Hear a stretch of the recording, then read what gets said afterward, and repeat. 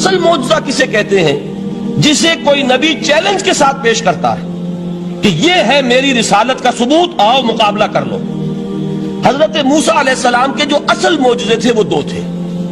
ایک عصا، جس کا کہ مقابلہ کیا، آپ کو معلوم ہے کہ فرعون نے تمام جو جادوگر تھے پورے مملکت کے انہیں جمع کیا اور مقابلہ کیا۔ تو جس چیز کو کہ پیش کیا جائے چیلنج کے ساتھ کہ آؤ تو مقابلہ کر لو، وہ اصل معجزہ ہوتا ہے اس نبی اور رسول کا۔ تو حضور صلی اللہ علیہ وسلم کا اصل معجزہ، یعنی معجزات، آپ یہ مغالطے میں مبتلا نہ ہو، میں بقیہ معجزات کی نفی نہیں کر رہا، یہ واقعات اپنی جگہ حق ہیں کہ حضور کو پتھر سلام کرتے تھے۔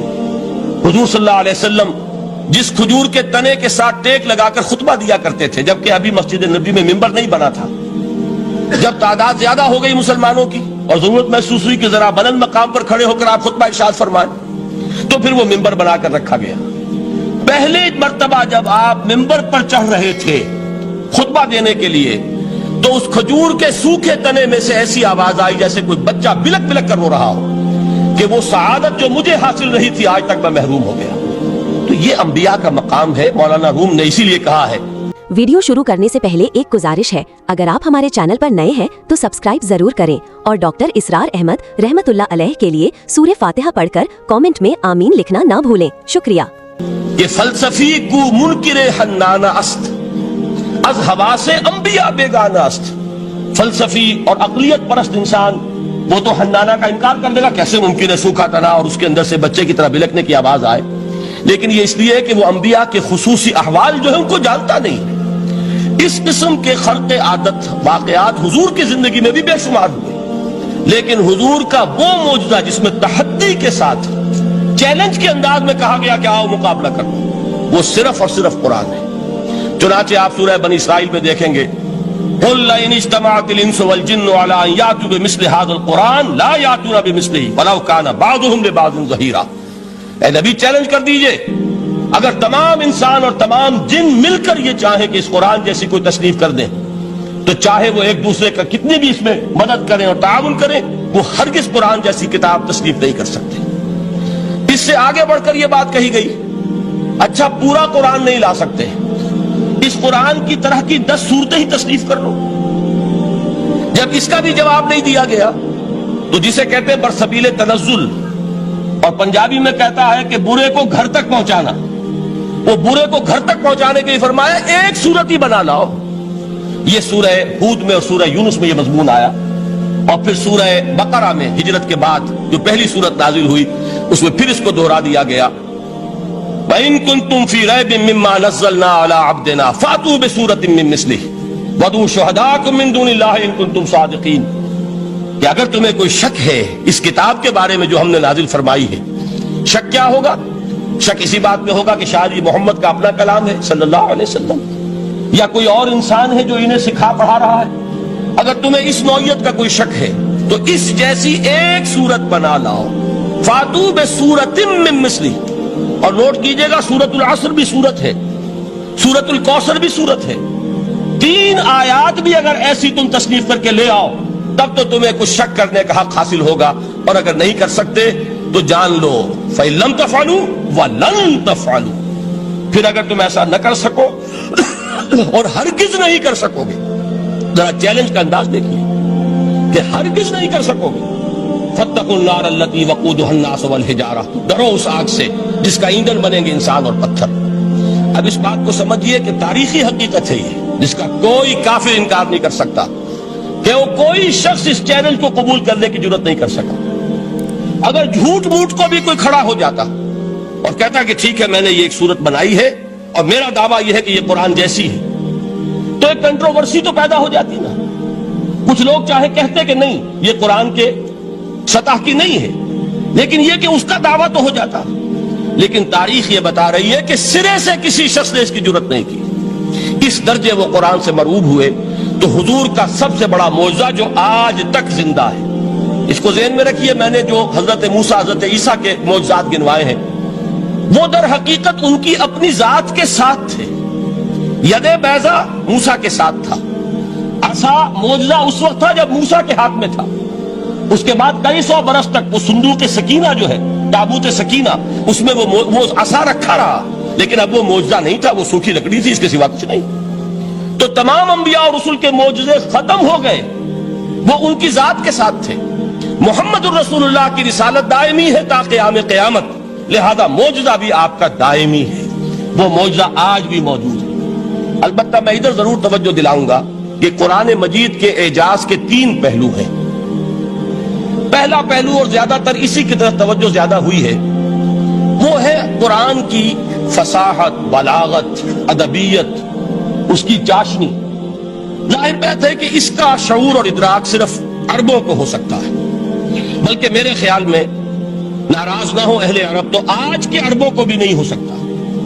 یہ اسی دور کے عرب، ان کی اپنی جو اس وقت کی زبان تھی، اس زبان میں فصحاء، بلغاء، شعراء، خطباء، ان کو اتنا ذوق تھا کہ وہ باقی پوری دنیا کو کہتے تھے یہ گونگے ہیں، بولنا ہمیں آتا، خطیب ہم ہیں، شاعر ہم ہیں، خطبہ ہم دے سکتے ہیں، شعر ہم کہہ سکتے ہیں، باقی سب تو عجمی ہیں، گونگے ہیں.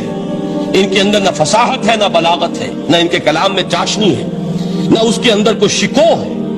یہ دعویٰ جنہیں تھا، جب ان کے منہ بند ہو گئے قرآن کو سننے کے بعد کہ اس کلام کا کوئی مقابلہ ممکن نہیں ہے، جو ان کے سبع معلقہ کے شعراء میں سے آخری شاعر وہ ایمان لے آئے. اس کے بعد جب ان سے کہا گیا کہ اب آپ شعر نہیں کہتے، حضرت عمر نے ایک مرتبہ ان سے سوال کیا کیا بات ہے، اب آپ نے شعر کہنے چھوڑ دیے؟ تو ان کا جواب یہ تھا، اب بعد القرآن، کیا اب قرآن کے بعد بھی اس کا امکان ہے کہ کوئی شخص اپنی فصاحت اور بلاغت کا کوئی اظہار کرنا چاہے؟ یہ تو فصاحت اور بلاغت کی ایک معراج ہے کہ جس تک کہ اب کسی انسان کی رسائی ممکن نہیں. تو فصاحت اور بلاغت جو ہے قرآن کی اور اس کی ادبیت، در حقیقت اس کا ادراک تو ہو سکتا ہے صرف اہل زبان کو. ہم لوگ جو ترجموں سے پڑھتے ہیں، چاہے کتنی ہی گرامر پڑھ لیں، کتنی صرف و نحو پڑھ لیں، واقعہ یہ ہے کہ وہ جو ایک ہوتا ہے نفس پر جب انگلی آتی ہے تو جو ایک آپ کو فیل ہوتی ہے، وہ فیل ہم جو عجمی لوگ ہیں جن کی مادری زبان عربی نہیں ہے، وہ قرآن مجید کی فصاحت اور بلاغت کو اس طور سے نہیں سمجھ سکتے جیسے کہ اہل زبان سمجھ سکتے ہیں، اور خاص طور پر جیسے کہ اس زمانے کے اہل زبان نے سمجھا.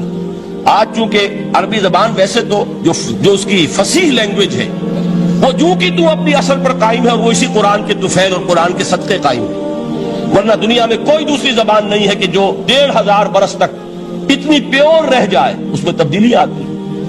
خود اردو جو ہے 300 برس کی اردو، دکن کی اردو، ذرا اس کو کبھی پڑھیے تو آپ حیران ہوں گے کہ یہ اردو زبان ہے اور آج کی اردو کوئی اور ہے.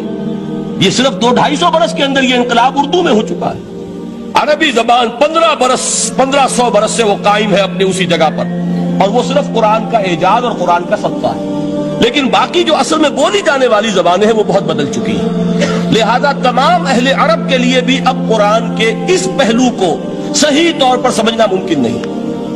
قرآن کی جو اعجاز کے 2 پہلو ہیں، وہ ہے در حقیقت جو میری اور آپ کی توجہ کے خاص طور پر در حقیقت حقدار ہیں، اور ہمیں ان کی طرف توجہ کرنی چاہیے. بدقسمتی سے اس کی طرف عام طور پر علماء نے توجہ نہیں کی، اس کی صرف ادبیت ہی کا چرچا ہوتا ہے. اصل میں قرآن مجید علم انسانی کی معراج، فکر، فلسفہ، حکمت، قرآن کی ابدی حکمت، قرآن کا ابدی فلسفہ، قرآن انسانی مسائل کا جو حل دیتا ہے. قرآن نے سوشل سائنسز میں جس طریقے سے رہنمائی کی ہے، یہ 2 پہلو ہیں اس کے اعجاز کے، جس کی کہ آج ہمیں ضرورت ہے کہ ہم اس کا شعور اور ادراک حاصل کریں. اس کے ضمن میں خاص طور پر علامہ اقبال کا نام لینا چاہتا ہوں. میرے نزدیک اس دور میں قرآن مجید کے اس اعجاز اور اس کے ایک معجزہ ہونے کے لیے سب سے بڑی دلیل علامہ اقبال کی شخصیت ہے. وجہ کیا ہے کہ علامہ اقبال علماء کے طبقے میں سے نہیں تھے. ظاہر بات ہے کہ جن کا پورا جو ہے جن کی زندگی گزرتی ہو قال اللہ و قال الرسول میں، ان کے دلوں میں عظمت قرآن کی، ان کے دلوں میں حضور کی محبت، یہ تو سمجھیے کہ ہونی ہی چاہیے. ان کے شب و روز اسی میں گزرتے ہیں. لیکن یہ کہ ایک ایسا شخص جس کی تعلیم ہے کالجوں کی، یونیورسٹیوں کی، جس نے مشرق اور مغرب کے فلسفے کھنگال ڈالے، وہ شخص، اور وہ بھی اس دور میں جبکہ ہم پر مغرب سے مروبیت بہت شدید تھی. آج تو وہ مروبیت بہت کم ہو چکی ہے. آج تو ہمارا عام نوجوان جو ہے وہ آنکھوں میں آنکھیں ڈال کر بات کرتا ہے، اس میں خود اعتمادی ہے. ہمارا بھی اپنا ایک معاشی نظام ہے، ہمارا اپنا ایک سیاسی نظام ہے، ہمارا ایک اپنا سماجی نظام ہے، ہماری اپنی سوشل ویلیوز ہیں. آج کا نوجوان الحمدللہ احیاء اسلام کی وہ جد و جہد جو ہے وہ مرحلہ در مرحلہ بہرحال آگے بڑھ رہی ہے. وقت لگے گا لیکن یہ کہ اس میں یقیناً ترقی ہوئی ہے. اسی کا مظہر یہ ہے کہ خود اعتمادی ہے. We have confidence. ہم جانتے ہیں کہ اسلام ایک دین ہے, مکمل دین ہے, اس کے پاس زندگی کے تمام مسائل کا حل ہے. لیکن یہ ہے آج 1985 کی بات. علامہ اقبال اس صدی کے آغاز میں گئے ہیں یورپ, جبکہ ہم محکوم تھے انگریز کے. ایک حاکم قوم کے ہاں جا کر, اس سے مروبیت کتنی شدید اس وقت تھی, جو جاتا تھا اکثر و بیشتر جو ہے واپس آتا تھا تو کھڑے ہو کر پیشاب کرنا ضروری سمجھتا تھا, اس لیے کہ اس نے وہاں پر لوگوں کو یہی کرتے دیکھا. ان کا لباس, ان کی وضاقت, ان کی تہذیب, ان کا تمدن, ہر طرح سے ان کے گن گاتا ہوا, ان کے لیے وہ بہت قصیدے جو ہیں تعریف کے کہتا ہوا آتا تھا. لیکن ایک علامہ اقبال کی شخصیت وہ ہے کہ وہ یہ خود کہتے ہیں کہ میں اس آگ میں ڈالا گیا ہوں مثل خلیل. مغربی تہذیب کے اس الاؤ میں مجھے اس طرح ڈالا اللہ نے جیسے کہ حضرت ابراہیم کو آگ میں ڈلوایا. میں اس تہذیب کے اس الاؤ کے اندر سے ہو کر آ رہا ہوں, اور میں نے یہ دیکھ لیا ہے کہ یہ تہذیب کھوکھلی ہے, اس کے اندر کوئی پائیداری نہیں ہے, نظر کو خیرہ کرتی ہے تب چمک تہذیب حاضر کی, یہ صناعی مگر جھوٹے نگوں کی ریزہ کاری ہے. اور دیار مغرب کے رہنے والوں, خدا کی بستی دکان نہیں ہے, کھڑا جسے تم سمجھ رہے ہو وہ اب زرے کا معیار ہوگا. تمہاری تہذیب اپنے خنجر سے آپ ہی خودکشی کرے گی, جو شاخ نازک پہ آشیانہ بنے گا ناپائیدار ہوگا. اب آپ اندازہ کیجئے وہ شخص جو بنیادی طور پر فلسفی ہے, فلسفے کا طالب علم ہے, وہ جرمنی اور انگلستان میں جا کر فلسفے کھنگالنے کے بعد اسے اگر تسکین حاصل ہوئی, اس کی جو علم کی پیاس تھی اگر اسے سیری حاصل ہوئی تو صرف قرآن کے ذریعے سے. نہ کہیں جہاں میں اما ملی, جو اما ملی تو کہاں ملی میرے جرم خانہ خراب کو تیرے عفو بندہ نواز میں. یہ وہ شخص ہے آخری زندگی میں ان کا کام صرف ایک رہ گیا تھا, قرآن کی تلاوت. بڑے بڑے فلسفی ملنے آتے تھے علامہ اقبال سے ملنے, وہ سمجھتے تھے بڑی لائبریری ہوگی, جیسے بڑے وکیل اس کی لائبریری آپ کو معلوم ہے کتنی جلدیں رکھی ہوگی, خوبصورت جلدیں بنی ہوئی, ایسے ہی کوئی بڑا فلسفی, بڑا پروفیسر, اس کی سٹڈی, اس کی کتابیں بڑی مروب کن ہونی چاہیے. لیکن علامہ اقبال کے ہاں سب کتابیں اٹھوا دی تھی انہوں, صرف ایک کتاب رہ گئی. اور سید نذیر نیازی کا نام آپ نے سنا ہوگا, انہوں نے جب یہ گواہی دی ہے, یہ واقعہ شاید آپ کے علم میں نہ آیا ہو, یہ بہت اہم واقعہ ہے. وہ یہ لکھتے ہیں کہ میں نے ایک مرتبہ علامہ سے پوچھا کہ کچھ لوگ اعتراض کرتے ہیں یا یہ خیال ظاہر کرتے ہیں کہ آپ نے اپنا فلسفہ خودی نیٹشے سے لیا ہے, کوئی کہتا ہے فلاں سے لیا ہے, کوئی کہتا ہے فلاں سے لیا ہے, کچھ آپ خود بتا سکیں گے کہ آپ کے فلسفہ خودی کی سورس کیا ہے؟ تو علامہ نے کہا کہ اچھا کل فلاں وقت آ جانا تو میں تمہیں لکھوا دوں گا, ڈکٹیٹ کرا دوں. تو سید نذیر نیازی کہتے ہیں کہ میں بہت خوش ہوا کہ یہ سعادت میرے حصے میں آ رہی ہے کہ علامہ اقبال خود مجھے تحریر کرائیں گے کہ میرے فلسفے کی سورس کیا ہے, میں نے کہاں سے اخذ کیا ہے. دوسرے روز وہ گئے, حاضر ہوئے, بڑے ہی ارمانوں کے ساتھ پینسل اور کاپی لے کر بیٹھے. علامہ نے فرمایا ذرا قرآن مجید نکال لاؤ. وہ قرآن مجید لائے, حیران ہوئے, یہ فلسفے کا سورس مجھے ڈکٹیٹ کرانے چلے تھے, یہ قرآن مجید کہہ رہے. کہا کہ ذرا سورۃ الحشر اس کا آخری رکوع, وَلَا تَكُونُوا كَالَّذِينَ نَسُوا اللَّهَ فَأَنسَاهُمْ أَنفُسَهُمْ أُولَٰئِكَ هُمُ الْفَاسِقُونَ. اے لوگوں, ان لوگوں کے مانند نہ ہو جانا جنہوں نے اللہ کو بھلا دیا, تو اللہ نے انہیں اپنی خودی سے غافل کر دیا, اپنے آپ سے بیگانہ بنا دیا, یہی ہیں لوگ جو فاسق ہیں. علامہ نے کہا میرے فلسفے کی سورس یہ میں آپ کو بتانا چاہتا ہوں. اس معنی میں کہتا ہوں کہ اس دور میں علامہ اقبال کی شخصیت کو میں اعجاز قرآن کا سب سے بڑا مظہر سمجھتا ہوں. ایک شخص 20ویں صدی عیسوی کی شخصیت, اور پھر یہ کہ وہ کہیں مسجد اور کسی مدرسے کے ماحول میں پلا بڑھا نہیں ہے, بلکہ اسکولوں اور کالجوں میں اور یونیورسٹیوں میں, اور صرف ہندوستان میں نہیں انگلستان اور جرمنی کی یونیورسٹیوں میں رہا, جس نے اپنا لوہا منوایا ہے. وہ شخص اگر یہ کہتا ہے کہ میرے لیے فکر کی بنیاد, میرے فلسفے کی سورس, میری تمام سوچ کی رہنمائی جو ہے وہ اس کتاب نے کی ہے, تو معلوم ہوا کہ واقعتاً یہ قرآن مجید آج بھی معجزہ ہے. یہ بات تو ہوئی فلسفے اور فکر کے اعتبار سے. دوسرا پہلو جو اپلائیڈ پہلو ہے اس دور کے اعتبار سے وہ اہم تر ہو گیا ہے. انسان کے لیے جو پیچیدہ تمدنی مسائل ہیں, سیاسی مسائل کو کیسے حل کیا جائے, معاشی مسائل کا حل کیسے ہو, समाज में तवाजुन कैसे हो, मर्द और औरत के दरमियान तवाजुन कैसे हो। होता क्या है, या औरत भेड़ बकरी की तरह की मिल्कियत बन जाती है। हमारे यहां उर्दू में जो उसका मुहावरा है कि जूती की नोक, ये उसकी हैसियत हो जाएगी, या दूसरी तरफ औरत क्लोपेट्रा बनकर कौमों की किस्मतों से खेलेगी। दुनिया में ये दो इंतहाएं हुई।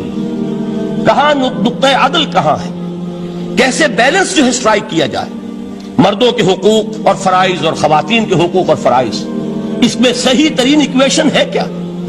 इसी तरीके से फर्द और इज्तिमा, फर्द और रियासत, या तो यह कि इंसान की इंफरादी आजादी इतनी जा रही है, मादर पिदर आजाद, जिसका मजर यह है कि आज इंग्लिस्तान में दो मर्द भी मियां और बीवी की हैसियत से रह सकते हैं, कानून तस्लीम करेगा हस्बैंड एंड वाइफ, उनको वही हुकूक हासिल हो, यह है वो आजादी।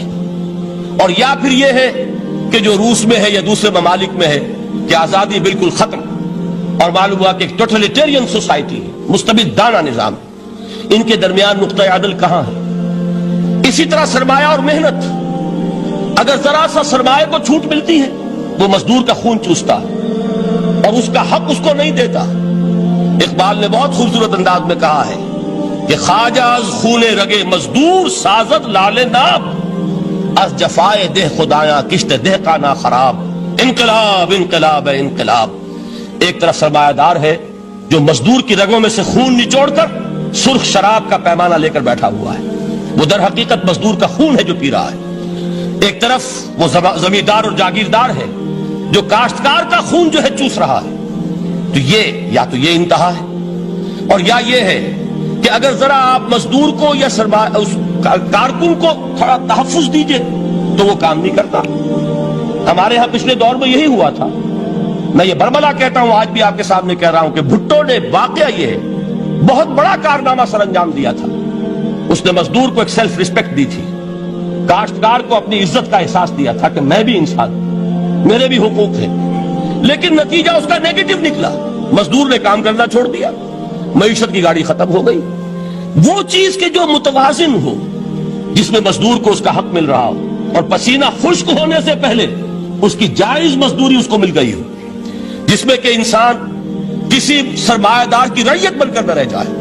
दूसरी तरफ यह कि सरमाए के लिए भी जो उसका सही है कि उसको इंसेंटिव मिले, वो मैदान में आए, उसके अंदर रिस्क लेने के जो है वो सलाहियत पैदा हो। इन दोनों चीजों को कैसे मुतवाज़िन किया जाए। वाकया यह है कि यह है वो पेचीदा मसाइल जिनका हल कुरान में है। हमारी बदकिस्मती क्या है कि हमने खुद इन चीजों के लिए दूसरों के सामने झोली पसारी हुई, हम दूसरों से भीख मांग रहे हैं। हमारा हाल क्या हुआ था इस सदी के शुरू में, मुस्तफा कमाल पाशा ने जब तुर्की में इस्लाम के आयली कवानीन भी मनसूख किए, नोट कीजिए इसको, ये इसी सदी के वो सदमे हैं जो हमने उठाए हुए हैं। और गाहे गाहे बादशाह ये किस्सा पारी न रहा, ताजा खाही दाश्तन गर्दाव हाय सी न रहा। इस सदी में क्या नहीं हुआ। अरबों की रिवोल्ट तुर्कों के खिलाफ, उनके पीठ में जो खंजर घोंपा, और एक अंग्रेज, एक कर्नल लॉरेंस की वो सारी शरारत, उसके नतीजे में एक अजीम ममलकत उस्मानिया, सल्तनत उस्मानिया, द ग्रेट ऑटोमान एम्पायर, उसके चीथड़े उड़ गए। और उसके बाद वादे किए थे अरबों से कि हम तुम्हें हुकूमत देंगे। हुआ क्या कि उनके छोटे छोटे टुकड़े किए और तकसीम कर लिए। मगरबी साम्राज्य का दौर शुरू हो गया। उसका एक रद्द अमल मुस्तफा कमाल पर इस दर्जे शदीद हुआ, उसने हर चीज जिसका ताल्लुक अरबों से था उसको खत्म कर दिया, मुल्क बदल कर दिया। अरबी में अजान नहीं होगी, अरबी में नमाज नहीं पढ़ी जाएगी। और उसी के ज़िमन में यहां तक गया कि फैमिली लॉज भी, रोमन लॉज जो है वो नाफिज किए। तो यूरोप के अखबारात ने उस वक्त ये तंज किया था मुसलमानों पर, ये मुसलमान अजीब कौम है, कहते ये है कि हमारे पास दुनिया का बेहतरीन ज़ाब्ता है, बेहतरीन कानून है, हमारे कानून से बेहतर किसी का कानून नहीं। और हाल ये है कि फैमिली लॉज के लिए भी ये हमसे भीख मांग रहे हैं, हमसे वो कवानीन लेकर अपने यहां नाफिज कर रहे हैं। आज बदकिस्मती से अक्सर और बेशतर मुसलमान ममालिक का हाल यही है। आज हम उनसे भीख मांग रहे हैं, कहीं जमहूरियत की भीख है, कहीं सोशलिज्म की भीख है, कहीं किसी और समाजी निजाम की भीख है, कहीं मर्द और औरत की कामिल मुसावात का एक नजरिया है, शाना बशाना चलने वाला फलसफा है, जो खालिश मगरिब की तहजीब की एक भीख है जो मांगी जा रही है।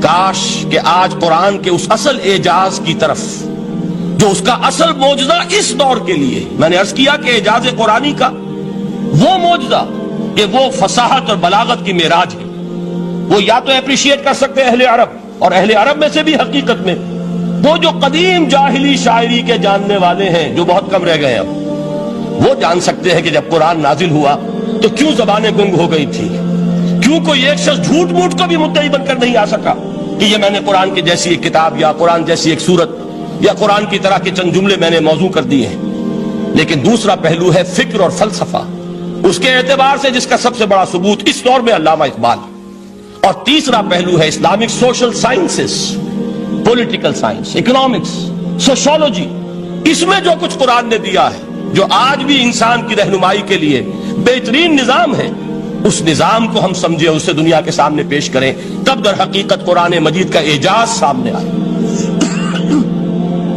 یہ دو پہلو تو میں نے وہ عرض کیے ہیں کہ جو کسی غیر مسلم کو بھی نظر آئیں گے۔ قرآن کا پریزروڈ ہونا، اس کی انٹیگریٹی، اوتھینٹسٹی، یہ چیزیں وہ ہے کہ جو سب نے مانی۔ قرآن کے ذریعے تاریخ انسانی کا عظیم ترین انقلاب برپا ہونا، یہ وہ بات ہے کہ جو کسی اندھے کو بھی دیکھنی پڑتی ہے۔ اس حقیقت کا اعتراف دشمن کو بھی کرنا پڑتا۔ میں یاد دلا دوں آپ کو، ایچ جی ویلز، آپ نے نام سنا ہوگا، سائنٹیفک فکشن میں اس کا بڑا اونچا مقام ہے، لیکن اس نے تاریخ نسل انسانی پر بھی دو کتابیں لکھی، a short history of the world اور a concise history of the world. Concise history of the world میں وہ شخص حضور کے ذکر پر جب آتا ہے تو میں صرف ذکر کر رہا ہوں، نقل کفر نہ باشد، اس نے حضور کی شخصیت پر بڑے رقیق حملے کیے ہیں، بڑے گھٹیا حملے کیے ہیں۔ حضور کی خاص طور پر تعدد ازدواج کا جو معاملہ ہے، یہ کڑوی گولی ان کے حلق سے اتر نہیں سکتی، اس لیے کہ ان کا آئیڈیل ہے حضرت مسیح اور حضرت یحییٰ، جان دی بیپٹسٹ اینڈ جیسس آف نزارت۔ ان دونوں نے ایک شادی بھی نہیں کی، تجرد کی زندگی بسر کی، لہذا ایک شادی بھی ان کے نزدیک گھٹیا فعل ہے۔ تو حضور نے تو کی ہے 11 شادیاں، 11 نکاح کے۔ یہ جو کڑوی گولی ہے یہ ان کے حلق سے نیچے نہیں اترتی، اس لیے میں انہیں معذور سمجھتا ہوں۔ تو اس نے اس پہلو سے تو بڑے حملے کیے، لیکن خطبہ حجۃ الوداع کے وہ جملے جو ہے تاریخی، پورے کے پورے اس نے کوٹ کیے، لا فصل لعربی علی عجمی ولا لعجمی علی عربی ولا لأحمر على اسود ولا لأسود على احمر الا بالتقوى كلكم بنو آدم وآدم من تراب۔ کسی عرب کو کسی عجمی پر کوئی فضیلت نہیں، کسی عجمی کو کسی عرب پر کوئی فضیلت نہیں، کسی گورے کو کسی کالے پر کوئی فضیلت نہیں، کسی کالے کو کسی گورے پر کوئی فضیلت نہیں سوائے تقوی کے۔ تم سب کے سب آدم کی اولاد ہو اور آدم مٹی سے بنائے گئے تھے۔ یہ الفاظ لکھ کر کہتا ہے کہ جہاں تک human fraternity, equality and freedom, تین الفاظ نوٹ کیجئے، انسانی حریت، انسانی مساوات، انسانی اخوت، کہتا ہے جہاں تک ان تین چیزوں کے واز ہیں، سرمنز کا تعلق ہے، وہ تو دنیا میں پہلے بھی بہت کہے گئے۔ عیسائی ہونے کے باوجود خاص طور پر نام لیتا ہے جیسس آف نزارت۔ سرمنز تو حضرت مسیح کے ہاں بھی بہت مل جائیں گے کہ تمام انسان برابر ہیں، سب کو بھائی بھائی ہونا چاہیے، سب انسان آزاد ہیں، تمیز بندہ و آقا فساد آدمیت ہے۔ لیکن وہ کہتا ہے کہ یہ ماننا پڑتا ہے تاریخ انسانی میں پہلی مرتبہ ان اصولوں پر ایک انسانی معاشرہ قائم کیا محمد نے صلی اللہ علیہ وسلم۔ یعنی حضور کے ساتھ یہ معاملہ ایمپٹی سلوگنز کا نہیں ہے، یہ صرف واز نہیں ہے، یہ صرف سرمنز نہیں ہے، یہ ایمپٹی سلوگنز نہیں ہے۔ He translated these things into actuality، ایک حقیقت، ایک واقعہ کی شکل دی ہے محمد نے صلی اللہ علیہ وسلم۔ وہ معاشرہ پیدا کیا جس میں انسانی اخوت، انسانی مساوات اور انسانی حریت، یہ تینوں اقدار بتمام و کمال موجود تھی۔ یہی وجہ ہے اس صدی میں نوٹ کیجئے، گاندھی جی، موہن داس کرم چند گاندھی، جس کو آج پوری دنیا میں تسلیم کیا جاتا ہے، عالم عرب میں بھی مہاتما گاندھی کی بڑی عزت ہے۔ پنڈت نہرو کا کسی زمانے میں استقبال ہوا تھا ریاض میں، تو ہمیں بہت غصہ آیا تھا کہ مرحبا برسول السلام، welcome to the prophet of peace, یہ الفاظ تھے کہ جن سے پنڈت نہرو کا استقبال ہوا تھا۔ غصہ ہمیں بہت آیا، یہ رسول کا لفظ استعمال کر دیا انہوں نے۔ بعد میں ہم نے سوچا بھائی رسول کے معنی ان کے ہاں ایلچی کے ہیں، تو انہوں نے اس کو اپنی جو بھی غلطی میں سمجھا یا صحیح سمجھا اس کو چھوڑ دیجئے، میں کوئی سیاسی گفتگو نہیں کرنا چاہتا۔ انہوں نے سمجھا کہ یہ شخص اس وقت امن کا پیغام بر ہے، لہذا اس کو ویلکم کیا۔ بہرحال گاندھی جی کا جہاں تک معاملہ ہے، آپ کے علم میں ہے کہ پوری دنیا میں اس شخص کی عظمت کو تسلیم کیا گیا ہے۔ ہمارا معاملہ ہندوستانی مسلمانوں کا معاملہ یہ دوسرا ہے۔ وہ تو آپ کو معلوم ہے کہ جوتا جسے کاٹتا ہے اسے پتا چلتا ہے کہ یہ جوتی کاٹ رہی ہے، ورنہ دیکھنے والے کو پتا چلے گا بڑا خوبصورت جوتا ہے، بڑا عمدہ جوتا ہے، کوئی اس میں خرابی نہیں ہے، لیکن جسے وہ پنچ کر رہی ہے اسے پتا ہے کہ یہ ہے کیا۔ اس اعتبار سے ہمارا معاملہ علیحدہ ہے، لیکن دنیا کو وہ بہت خوبصورت اور بہت ہی اعلیٰ اور بہت ہی اونچی شخصیت ایک نظر آتی ہے۔ بہرحال ایک پہلو سے یقیناً ماننا پڑے گا اس کی عظمت کو، کہ ہندو قوم کے لیے اور ہندوستان کے لیے، اس کی آزادی کے لیے جو عظیم جدوجہد کی ہے، اس میں کوئی شک نہیں۔ میں اس وقت جو بات عرض کرنا چاہتا ہوں کہ 1937 کا تصور کیجئے۔ 1937 میں آپ کو معلوم ہے 1935 میں قانون بنا تھا، اور پہلی مرتبہ الیکشنز ہوئے تھے بر صغیر میں 1937، اور وہ ہوئے تھے صوبائی الیکشنز۔ ان کے نتیجے میں وزارتیں قائم ہوئی، مسلم لیگ نے بائیکاٹ کیا تھا الیکشن کو، لہذا پورے ہندوستان میں تمام صوبوں میں کانگریس کے وزراء کی وزارتیں بنی۔ ہریجن اخبار میں ایک مقالہ لکھا تھا گاندھی جی نے اس وقت، جس میں کہ ان کانگریسی وزراء کے سامنے نصیحت کے انداز میں یہ بات رکھی تھی کہ آج جب کہ آپ لوگوں کو اختیار مل رہا ہے، اور حکومت، یہ پہلی انسٹالمنٹ تھی جو انگریزوں نے دی تھی ہمیں، سیلف رول یا ہوم رول کی پہلی انسٹالمنٹ تھی، تو جو بھی تمہیں اختیارات مل رہے ہیں اس میں میں تمہارے سامنے حضرت ابو بکر اور حضرت عمر کی مثال رکھتا ہوں۔ یہ ہے وہ بات کہ جادو وہ جو سر چڑھ کر بولے۔ عربی میں کہتے ہیں الفضل ما شہدت بہ الاعداء، اصل فضیلت وہ ہے جس کا کہ دشمن اعتراف کرے۔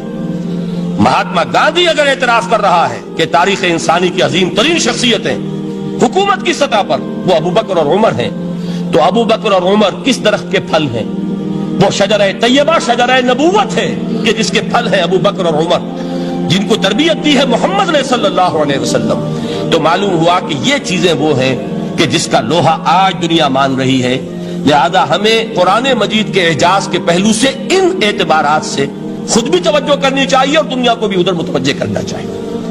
اب میں تبرکاً 3 مقامات سے میں نے آیات پڑھی ہیں، قرآن مجید کی عظمت کا وہ ادراک اور شعور جو ہمیں ہو سکتا ہے، ہم وہ کہ جو قرآن کو مانتے ہیں اللہ کا کلام، ہم اس بنیاد پر سمجھے کہ اللہ نے اپنے کلام کی کیا مدح کی ہے۔ اور نمبر 2 یہ فارسی کا ایک مصرع ہے کہ قدر گوہر شاہ دانت یا بدانت گوہری، ہیرے جواہرات کی قدر و قیمت یا بادشاہوں کو معلوم ہوتی ہے جو ان میں کھیلتے ہیں، اور یا یہ کہ جوہری کو جو ان کا کاروبار کرتا ہے، جانتا ہے، پہچان ہے، پرکھتا ہے۔ عام آدمی کو کیا پتا، اس کے ہاتھ میں اگر کوئی آپ ہیرا رکھ دیں وہ سمجھے شاید کوئی کانچ کا ٹکڑا، اسے اس کے اندر کوئی فرق محسوس نہیں ہوگا۔ قدر گوہر شاہ دانت یا بدانت گوہری، کہ ہیرے جواہرات جو ہیں ان کی قدر و قیمت کا اندازہ یا بادشاہوں کو ہوتا ہے یا جوہری کو ہوتا ہے۔ تو قرآن مجید کا عظمت کا صحیح ادراک یا اللہ کو ہے یا محمد الرسول اللہ کو ہے صلی اللہ علیہ وسلم۔ باقی جو کچھ دنیا دیکھتی ہے وہ تو وہ ظاہر کا ایک پہلو ہے، وہ تاریخی حقائق ہیں جو میں نے آپ کے سامنے رکھے۔ باقی قرآن مجید کی عظمت کا کوئی صحیح ادراک ہو سکتا ہے یا وہ اللہ تعالیٰ کی زبانی اور یا ہوگا محمد الرسول اللہ صلی اللہ علیہ وسلم کے فرامین کی روشنی۔ اسی لیے میں نے 3 جگہ سے آیات پڑھی ہیں۔ ایک مقام سے سورہ رحمان کی ابتدائی 4 آیات، سورہ یونس کی 2 آیات، سورہ حشر کی 1 آیت، اور 3 احادیث نبویہ ہیں جن کا میں نے ذکر کیا ہے، اس لیے کہ تیسری جو ہے وہ بہت طویل حدیث ہے، وہ پوری میں اس وقت نہیں پڑھ سکتا تھا، اس کے صرف ابتدائی اور آخری کلمات میں نے اس وقت آپ کو سنائے۔ میں تھوڑی سی تشریح ان کی کروں گا تاکہ قرآن مجید کی عظمت کا جو نقش میرے اور آپ کے قلب پر ہونا چاہیے وہ صحیح در حقیقت ان آیات اور احادیث کی روشنی میں ہمارے دلوں پر قائم ہو جائے۔ دیکھیے قرآن مجید کی عظمت یہ کلام ہے، اس کی کلام کی عظمت کا پہلا پہلو ہے متکلم کی عظمت کے اعتبار سے۔ عربی میں کہا جاتا ہے کہ کلام الملوک ملوک الکلام ہے، بادشاہوں کا کلام کلاموں کا بادشاہ ہوتا ہے۔ بادشاہ جب گفتگو کرے گا معلوم ہوگا شاہانہ انداز ہے، ایک کوئی بھکاری گفتگو کرے گا یا کوئی کجرا گفتگو کرے گا، سبزی فروش کرے گا، کوئی مچھلی فروش کرے گا، ہر ایک کا پتہ چل جائے گا کہ کون بولا، وہ جس کو کہتے ہیں کہ تانت بازی راگ پایا، دو جملے کوئی شخص بولے گا پتہ چل جائے گا کتنے پانی میں ہے، اس کے علم کا، فضل کا، تہذیب کا، تمدن کا کیا معیار ہے۔ اس لیے کہ کلام جو ہے در حقیقت متکلم کی پوری شخصیت کی عکاسی کرتا ہے، اس کا مقام کیا ہے، اس کا مرتبہ کیا ہے، اس کے ذہن کی بلندی کیا ہے، اس کے فکر کی گہرائی کیا ہے، اس کے افق ذہنی کی وسعت کیا ہے، اس سب کا اندازہ ہوگا کلام سے۔ تو اب یہ کلام ہے اللہ کا۔ معلوم ہوا کہ اللہ کی صفات کا ایک کامل عکس قرآن مجید میں موجود ہے۔ یہ بات سمجھیے، اس کو قرآن نے کس طرح بیان کیا؟ یہ وہ لطیف حقائق ہیں جن کے لیے قرآن مجید تمثیل کا پیرایا اختیار کرتا ہے۔ اب سورہ حشر کی تمثیل کیا ہے؟ لو انزلنا هذا القرآن على جبل، اگر ہم نے اس قرآن کو کسی پہاڑ پر اتار دیا ہوتا، لرأيته خاشعا متصدعا من خشیت اللہ، تم دیکھتے اس پہاڑ کو کہ اللہ کی خشیت سے دب جاتا اور پھٹ جاتا۔ وَتِلْكَ الْأَمْثَالُ نَضْرِبُهَا لِلنَّاسِ لَعَلَّهُمْ يَتَفَكَّرُونَ، اور یہ مثالیں ہیں جو ہم لوگوں کے لیے بیان کرتے ہیں تاکہ وہ تفکر سے کام لیں، غور و فکر کریں۔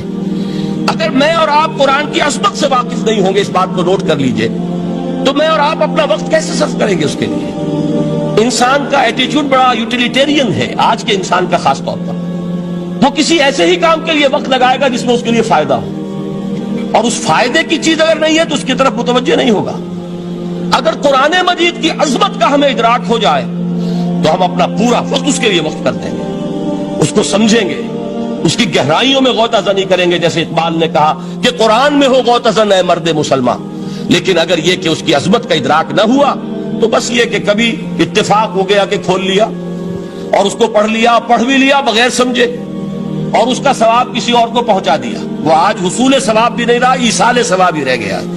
ورنہ یہ کہ بہرحال علامہ اقبال نے جو اس پر پھپتی چست کی ہے کہ بآیا تشترا کارے جزی نیست کہ از یاسین او آساں بمیری، اس قرآن کی عظیم آیات سے اے مسلمان آج تیرا سروکار صرف اتنا رہ گیا ہے کہ کوئی شخص مر رہا ہو، عالم نزا میں ہو، تو اس کو یاسین سنا کر اس کی جان جلدی سے نکال دو، آسانی سے نکل جائے، بس یہ سروکار رہ گیا۔ میں یہ نہیں کہتا کہ نہ پڑھی جائے، حضور نے فرمایا ہے پڑھنی چاہیے، لیکن صرف یہ نہیں ہے اس کا مصرف، یہ تو انسانی زندگی کی رہنما کتاب بن کر نازل ہوئی ہے، اس کے اوپر اس اعتبار سے توجہ تم نہیں کر رہے ہو، بلکہ تمہاری اس کے ساتھ جو ہے دلچسپی صرف اتنی رہ گئی ہے۔ تو پہلی بات یہ کہ یہ سمجھیے کہ قرآن نے یہ تمثیل اختیار کی اپنے عظمت کے بیان کے لیے۔ اگر ہم نے اس قرآن کو پہاڑ پر اتار دیا ہوتا تو تم دیکھتے کہ وہ پھٹ جاتا اور دب جاتا۔ اب اس کو سمجھیے، القرآن یفسر بعضہ بعضا، قرآن کا ایک حصہ دوسرے حصے کی تفسیر کرتا ہے۔ سورہ اعراف میں واقع آیا ہے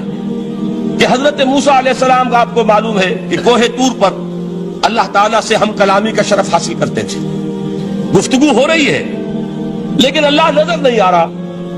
اب اس کو اپنے اوپر طاری کیجئے، یہ صاف سامنے آتے بھی نہیں، صاف چھپتے بھی نہیں۔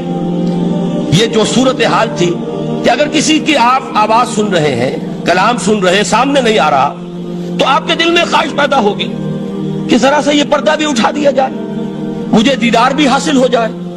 لہذا سورہ اعراف میں ہے جب کئی بار یہ شرف ہم کلامی حاصل ہوا اللہ سے، تو حضرت موسیٰ علیہ السلام نے بڑی ہمت سے کام لیا، بڑی جرت کی درخواست کر دی، رب ارنی انظر الیک، یہ جو پردہ بیچ میں حائل کیا ہوا ہے پروردگار، تو میرا شوق دیکھ، میرا اشتیاق دیکھ، تو مجھے ذرا دیدار بھی عطا ہو جائے۔ اس پر کیا بات کہی گئی؟ لن ترانی، موسیٰ تم مجھے ہرگز نہیں دیکھ سکتے، تم اس جسد ظاہری کے ساتھ، اس جسد مادی کے ساتھ، ان عنصری آنکھوں سے میرا دیدار نہیں کر سکتے۔ ولیکن انظر الی الجبل، دیکھو ہم تمہیں ایک مثال دیے دیتے، ذرا اس پہاڑ کی طرف دیکھو، ہم اپنی ایک تجلی اس پر ڈالیں گے۔ فإن استقر مکانہ فسوف ترانی، اگر وہ پہاڑ ہماری تجلی کو جھیل جائے، تحمل کر لے، تو تم بھی سوچنا کہ شاید ہمیں دیکھ سکو۔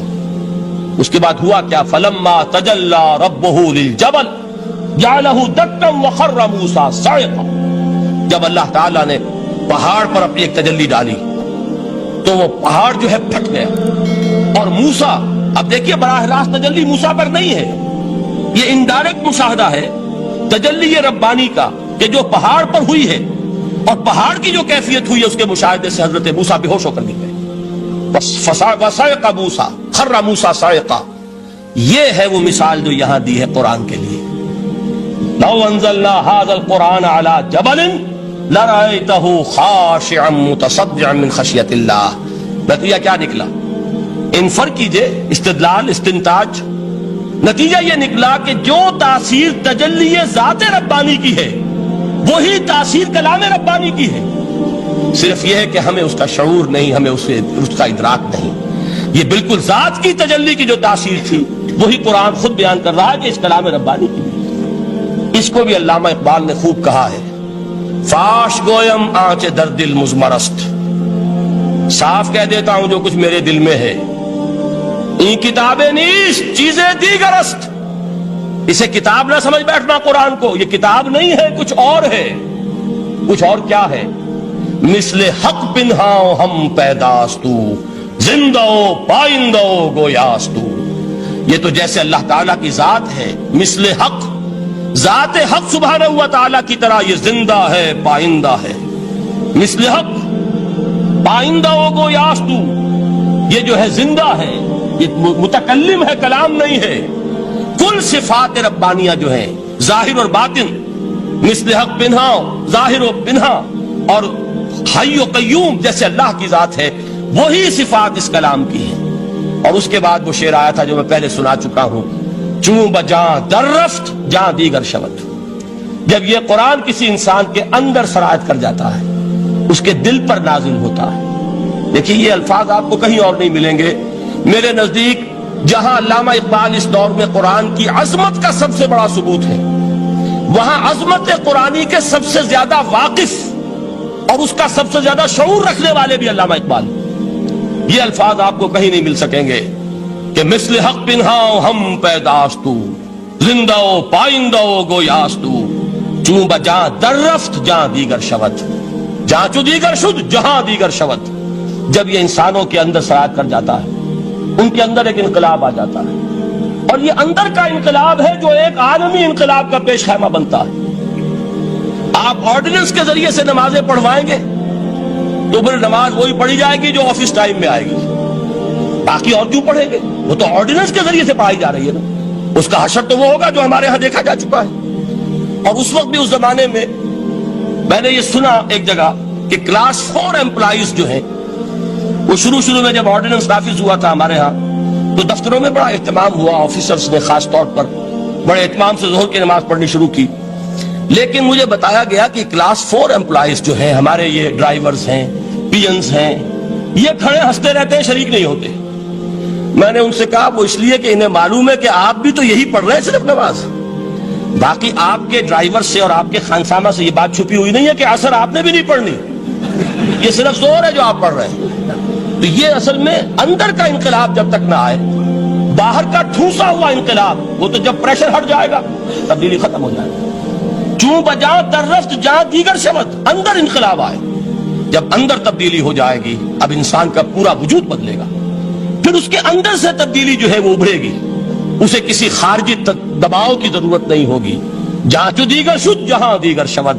اور جب انسانی شخصیتوں کے اندر یہ انقلاب اندر سے آتا ہے تو پھر وہ عالمی انقلاب بنتا ہے. جیسے کہ محمد رسول اللہ کا انقلاب.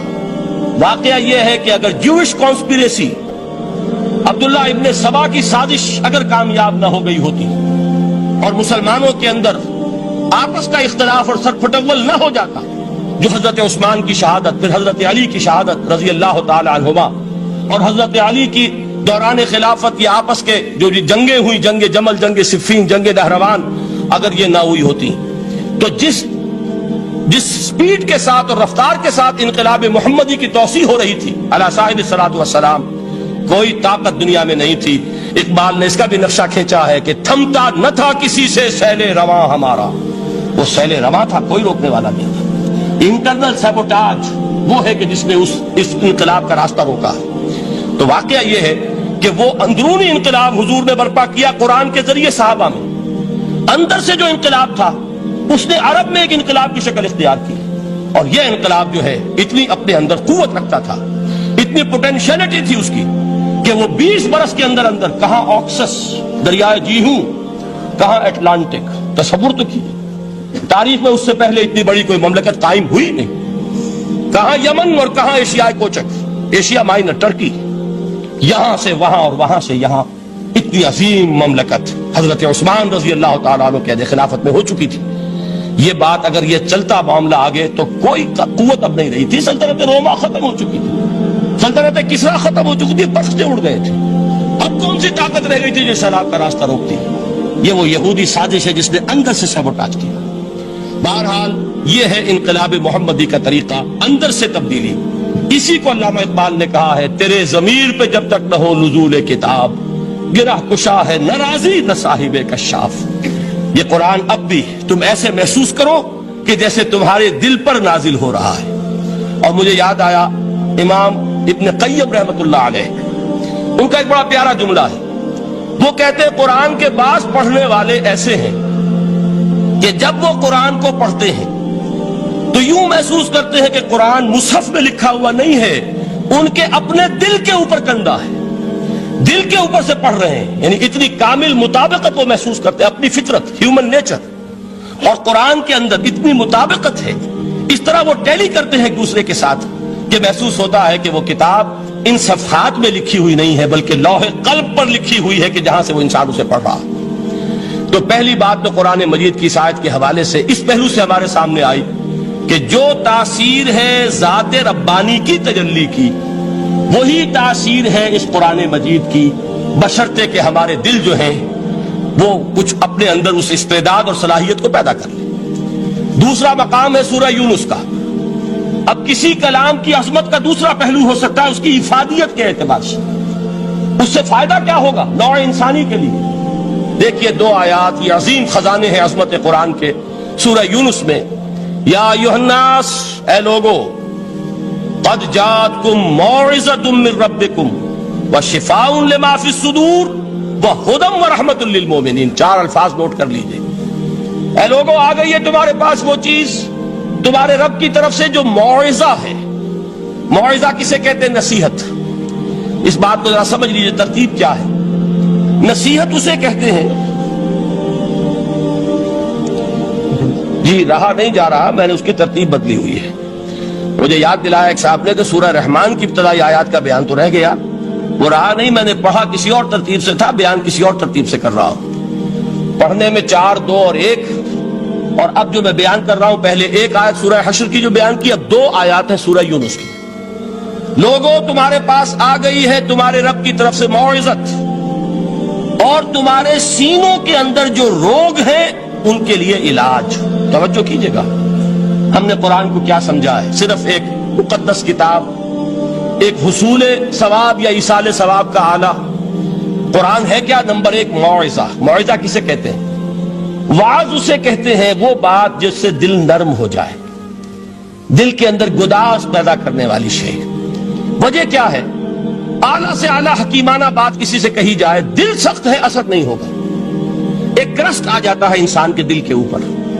جیسے کہ یہود کے علماء کے بارے میں فرمایا گیا، ثم قست قلوبکم فہی کالحجارۃ او اشد قسوۃ وان من الحجارۃ لما يتفجر منه الانہار وان منها لما يهبط من خشیۃ اللہ وان منها لما يشقق فيخرج منه الماء۔ اے لوگوں، پھر تمہارے دل سخت ہوتے چلے گئے، پھر وہ پتھروں کے مانند سخت ہو گئے، بلکہ ان سے بھی زیادہ سخت، اس لیے کہ پتھروں میں تو وہ بھی ہوتے ہیں کہ جو اللہ کے خوف سے گر جاتے ہیں، پتھروں میں وہ بھی ہوتے ہیں کہ جو اللہ کی خشیت سے پھٹ جاتے ہیں، ان میں سے پانی بہ نکلتا ہے۔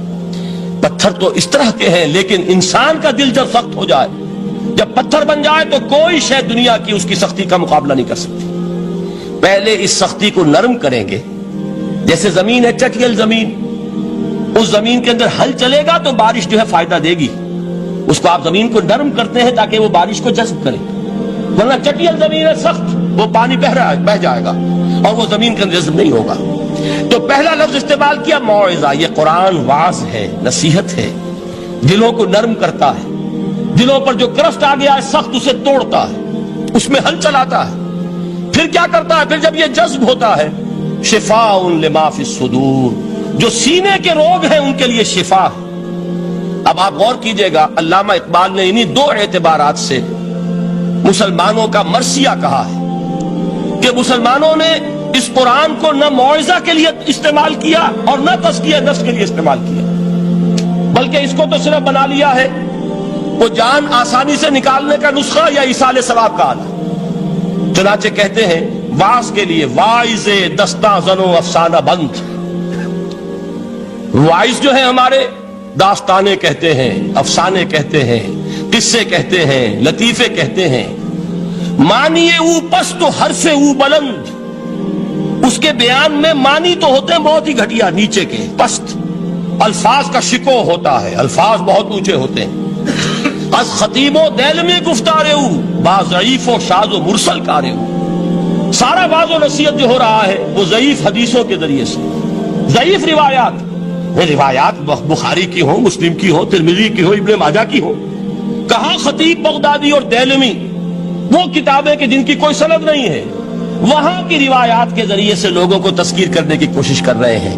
با ضعیف و شاذ و مرسل کارے ہو، ضعیف روایات، شاذ روایات، مرسل روایات جن کا سلسلہ روایت محمد الرسول اللہ تک متصل نہیں ہے، اس کے ذریعے سے کر رہے ہیں، حالانکہ موعظہ سب سے بڑا موعظہ یہ قرآن تھا۔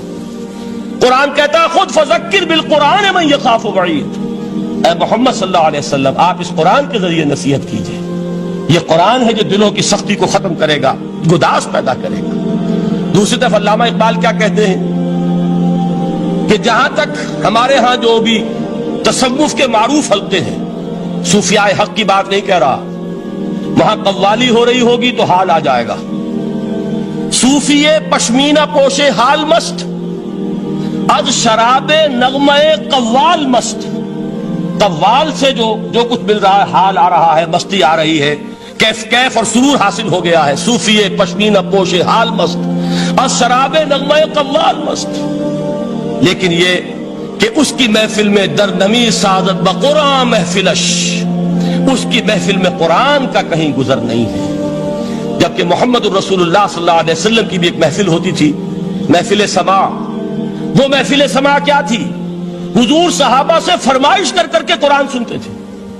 حضرت عبداللہ ابن مسعود رضی اللہ تعالیٰ عنہ کی روایت موجود ہے کہ مجھے ایک مرتبہ حکم دیا حضور نے کہ قرآن سناؤ، میں نے عرض کیا حضور آپ کو سناؤں، آپ پر تو نازل ہوا ہے، تو حضور نے فرمایا نہیں، مجھے کسی اور سے سن کر کچھ اور لطف حاصل ہوتا ہے۔ اب امتثال امر میں حضرت عبداللہ ابن مسعود رضی اللہ تعالیٰ عنہ نے سورہ نساء پڑھنی شروع کی، 41ویں آیت پر پہنچے، چشم تصور سے دیکھیے کہ حضور بھی تشریف فرما ہے، صحابہ کرام کی محفل ہے، اور صحابہ کیسے بیٹھا کرتے تھے ادب کے ساتھ۔ ایک روایت میں الفاظ آئے ایسے بیٹھتے تھے ساکت و صامت ہو کر، بالکل خاموش، سکون، ساکن اور ساکت اور صامت، کہ جیسے ان کے سروں پر پرندے بیٹھے ہیں کہ ذرا جنبش کریں گے تو پرندہ اڑ جائے گا، اس ادب کے ساتھ۔ تو وہ محفل جو ہے حضور صلی اللہ علیہ وسلم کی، اور ایک صحابی حضرت عبداللہ ابن مسعود گردن نیچی کیے ہوئے ہیں اور قرآن پڑھتے چلے جا رہے ہیں۔ جب اس آیت پر پہنچے فَكَيْفَ إِذَا جِئْنَا مِن كُلِّ أُمَّةٍ بِشَهِيدٍ وَجِئْنَا بِكَ عَلَىٰ هَٰؤُلَاءِ شَهِيدًا، کیا ہوگا اس دن جس دن کہ ہم ہر امت پر ایک گواہ کھڑا کریں گے، اور اے نبی آپ کو گواہ بنا کر لائیں گے ان کے خلاف، آپ کو یہ ٹیسٹیفائی کرنا ہوگا کہ اللہ تیرا جو کلام میرے پاس آیا تھا میں نے پہنچا دیا تھا، اب ان کی ذمہ داری ہے، they are accountable, they are responsible۔ اس پر حضور نے فوراً فرمایا حسبک حسبک، بس کرو بس کرو۔ اور حضرت عبداللہ ابن مسعود فرماتے ہیں کہ میں نے جب نگاہ اٹھا کر دیکھا حضور کے آنکھوں سے آنسو روا تھے۔ یہ ہے سماع، یہ محفل سماع ہے، کاش کہ اللہ تعالی ہمیں اس کی توفیق عطا فرمائے۔ یہ ہے مسنون محفل سماع، اس قرآن کے اندر وہ گداز ہے۔ آیا کہ نہیں 7ویں پارے کی بالکل آغاز میں وَإِذَا سَمِعُوا مَا أُنزِلَ إِلَى الرَّسُولِ تَرَىٰ أَعْيُنَهُمْ تَفِيضُ مِنَ الدَّمْعِ مِمَّا عَرَفُوا مِنَ الْحَقِّ يَقُولُونَ رَبَّنَا آمَنَّا فَاكْتُبْنَا مَعَ الشَّاهِدِينَ۔ تو یہ ہے دوسری چیز کہ در حقیقت تزکیہ نفس کا ذریعہ یہ قرآن ہے۔ سینوں میں جو روگ ہیں، حب دنیا، حب مال، حب شہرت، حب اقتدار، جس کو کہ ایڈلر کہتا ہے دی ارج ٹو ڈومینیٹ، میرا غلبہ ہو، میرا تسلط ہو، میں نمایاں ہو جاؤں، میری حکومت بن جائے، اختیار میرے ہاتھ میں آ جائے، دی ارج ٹو ڈومینیٹ، یہ ساری ارجز ہیں ہماری در حقیقت جس سے فساد رونما ہے۔ یہ حب مال ہے جس کی وجہ سے ہمارے اندر تنافس ہے۔ الہاکم التکاثر حتی زرتم المقابر، یہ کثرت اور بہتات کی طلب تمہیں غافل کیے رکھتی ہے یہاں تک کہ قبروں تک جا پہنچتے ہو۔ आंख इंसान की खुल नहीं पाती। जिसके पास 10-10 नस्लों के लिए खाने को मौजूद है, उसकी भी हिर्स जो है और मजीद का लालच जो है वो खत्म नहीं होता। ये चीजें हैं असल रोग। इन दिलों के रोगों का और सीनों के अंदर के इन अमराज का इलाज कुरान। या अय्युहन्नास क़द जाअतकुम मौइज़तुम मिन रब्बिकुम व शिफ़ाउन लिमा फ़िस सुदूर। अब जब ये दो चीजें हो जाएंगी, अब तीसरा लफ्ज़ है हुदन। हिदायत बेकार है जब तक दिल में गुदाज ना हो। हिदायत बेकार है जब तक कि नीयत दुरुस्त ना हो। कोई शख्स बड़ा आलिम है लेकिन अपने इल्म को उसने जरिया बनाया है दुनिया कमाने का, तो दर हकीकत ये कुरान उसके हक में हिदायत नहीं है, उसके हक में अज़ाब खुदाबंदी का जरिया बन रहा। हुजूर ने खुद फरमाया अल कुरान हुज्जतुन लका व अलैक। ये कुरान या तुम्हारे हक में हुज्जत है या तुम्हारे खिलाफ हुज्जत बनेगा कुरान के क़यामत के दिन। इसलिए कि एक शख्स इसको दुनिया कमाने का जरिया बना रहा है, एक शख्स इसको शोहरत के हुसूल का जरिया बना रहा है, एक शख्स इल्म को जरिया बना रहा है दुनिया में नुमाया होने का, अपनी तारीफ का। हुजूर ने फरमाया कि क़यामत के दिन सबसे पहले 3 अफराद का मामला पेश होगा अदालत खुदाबंदी में। एक वो जो बड़ा आलिम समझा जाता था, उससे बड़ा इल्म फैला। दूसरा वो जो बहुत साहिब सरवत था, उसने बहुत खैरात के कामों में पैसा लगाया। तीसरा वो जो दुनिया में शहीद समझा जाता था कि अल्लाह की राह में जंग करते हुए जान दिया। अल्लाह इन तीनों से जो उसको नेमतें दी थी उनका जिक्र करके पूछेगा कि मैंने तुम्हें ये दिया, तुम्हें ये दिया, तुम्हें ये दिया, तुम क्या करके लाए? वो शहीद कहेगा कि अल्लाह मैंने तेरी राह में जंग की और अपनी जान दे दी ताकि तू राजी हो जाए। अल्लाह फरमाएगा कज़ब्ता, तूने झूठ बोला। इन्नका क़द क़ातलता लिअन युक़ाल जरीउन, तूने तो ये जंग इसलिए की थी कि कहा जाए कि बड़ा जरी है, बड़ा बहादुर है। ये लोगों से बहादुरी के तमगे लेना तुम्हारा मकसूद था। वक़द क़ीला, वो कहा जा चुका है, अब यहां तुम्हारे लिए कुछ नहीं। और फरिश्तों को हुक्म होगा और वो औंधे मुंह उसको घसीटते हुए जहन्नम में झोंक देंगे। दुनिया में शहीद समझा जा रहा है, आखिरत में जहन्नमी। यही हाल उस आलिम का होगा, यही हाल उस दौलतमंद का होगा। तुमने ये इल्म फैलाया था कि तुम्हारे इल्म का चर्चा हो जाए, तुम्हारी शोहरत हो जाए, लोग तुम्हारी दस्तबोसी करने लगे, लोग तुमसे झुककर मिले। वो दुनिया में हो गया, तुम्हारा मतलूब मिल चुका, तुम्हारा मकसूद हासिल हो चुका, अब यहां कुछ नहीं। तो जान लीजिए कि जब तक दिलों के रोग दुरुस्त न हो, इल्म बेकार है, हिदायत कतअन गैर मुफीद है। पहले दिलों का क्रस्ट उतरे, उसकी सख्ती दूर हो, यह है मौइज़ा। दिलों के अंदर से हुब्बे जा, हुब्बे दुनिया, हुब्बे माल निकले, यह है तज़किया। शिफ़ाउन लिमा फ़िस सुदूर, अब हिदायत खुदाबंदी। अब रास्ता आप देखेंगे और उस रास्ते पर चलेंगे। यह हिदायत जो है दुनिया में, यही आखिरत में रहमत की शक्ल में जाहिर होगी। जिन्होंने इस कुरान की हिदायत से फायदा इस दुनिया में उठाया, आखिरत में रहमत खुदाबंदी की बदलियां उन पर साए करेंगी। एक हदीस में तो बाकायदा अल्फाज आए हैं कि सूरह बकरा और सूरह आले इमरान ये 2 बदलियों की सूरत में जाहिर होंगी मैदान हश्र में, और उन लोगों पर साया करेंगी कि जिनको इनसे बड़ी मोहब्बत थी। ये 4 अल्फाज नोट कर लीजिए इसी तरतीब के साथ। या अय्युहन्नास क़द जाअतकुम मौइज़तुम मिन रब्बिकुम व शिफ़ाउन लिमा फ़िस सुदूर व हुदम व रहमतुल लिल मोमिनीन। कुल बिफ़ज़्लिल्लाहि व बिरहमतिही, ए नबी कह दीजिए ये अल्लाह का बड़ा फजल है, लोगों समझो। उसकी बड़ी रहमत का ज़हूर हुआ है इस कुरान की शक्ल में। उसकी रहमत का मज़हर अतम कुरान है, उसके फजल का सबसे बड़ा सबूत कुरान है। फ़बिज़ालिका फ़लयफ़रहू, इस पर उन्हें खुशियां मनानी चाहिए। इतराना है तो इस पर इतराएं कि इतनी बड़ी दौलत हमारे पास है, इतना बड़ा एहसान है जो अल्लाह ने हम पर किया है। फ़बिज़ालिका फ़लयफ़रहू हुवा ख़ैरुम मिम्मा यजमऊन, जो चीजें ये जमा करने की फिक्र कर रहे हैं उनसे कहीं ज्यादा कीमती है। अगर आपको हमारी वीडियो अच्छी लगी हो तो हमारे चैनल को सब्सक्राइब जरूर करें। डॉक्टर इसरार अहमद रहमतुल्लाह अलैह की वफात के लिए सूरह फातिहा पढ़कर कमेंट में आमीन लिखें। शुक्रिया।